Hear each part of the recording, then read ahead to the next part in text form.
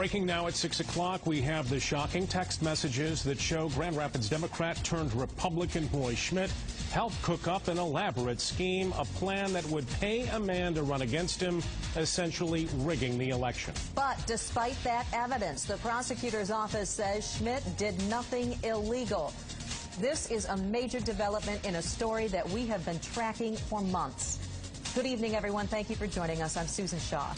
And I'm Brian Sterling. Just moments ago, political reporter Rick Albin was the first to speak with Congressman Roy Schmidt, or Representative Roy Schmidt, to get his reaction.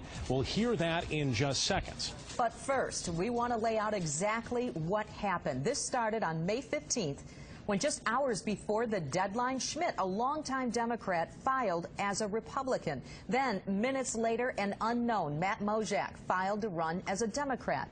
Just 2 days later, this already started to fall apart when Mojak dropped out of the race.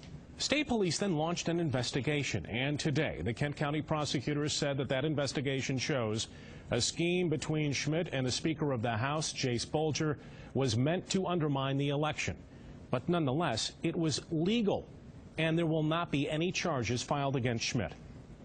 We also got our hands on text messages between Schmidt and Bolger. One exchange shows Bolger asking Schmidt if he had found a replacement Democrat. Schmidt says, quote, "I believe we do. We'll know this afternoon." A lot of questions out there. That's why we want to go to Rick Albin right now. He spoke with Roy Schmidt just moments ago, the first interview that Schmidt has given since this report came out today. Rick?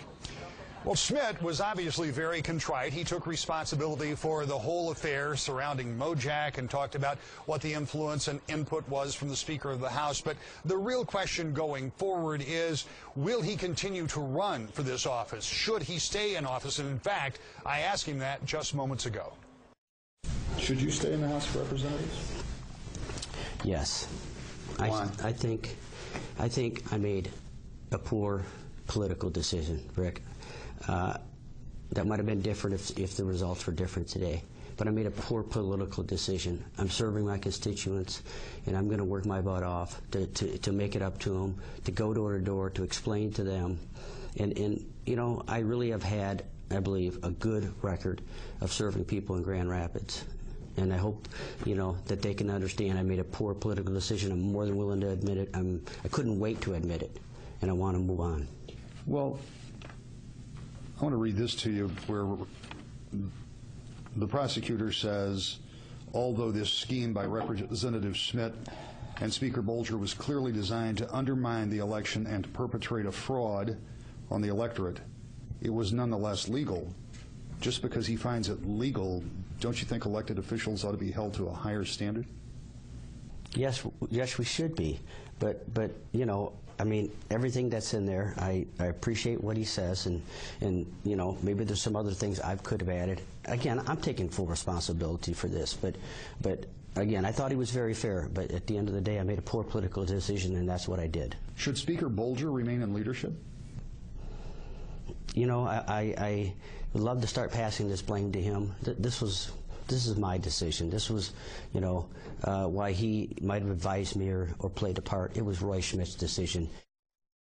It may have been Roy Schmidt's decision, but it's going to have political fallout that goes far beyond just the 76th district. And in fact, later this evening, I'll be talking with Speaker Bolger. But earlier today, he released a statement saying, in part, "I encouraged a Democrat to be recruited to run, but today, even I am still learning about all of the actions that took place surrounding that recruitment." Went on to say political gamesmanship by anyone is a mistake, and the focus should be on people instead of politics. So our questions remain, was this all just political gamesmanship? Was it a mistake? And what will happen going forward, not just in the 76th, but of course all House races and House leadership? As I say tonight at 10 and 11, we'll get reaction from Speaker Jase Bolger. At the live desk, I'm Rick Albin. Back to you. And moments ago, we showed you one of those text messages between Schmidt and Speaker of the House, Jase Bolger. 24-hour News 8's Marley Ginter is here to lay out more of what went down there. Marley?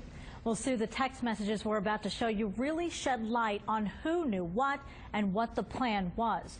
These are from May 14th. Speaker Bolger writes, "Any luck finding your Dem in your district?" That's the last piece we need. Schmidt responds, "I believe we do.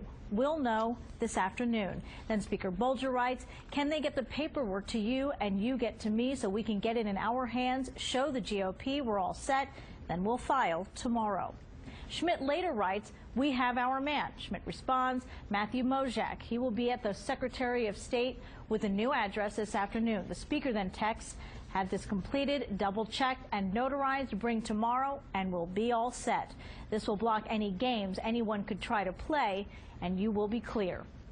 Now, we have all those text messages posted right now on woodtv.com. Brian? Marley, thank you. I spoke with Prosecutor William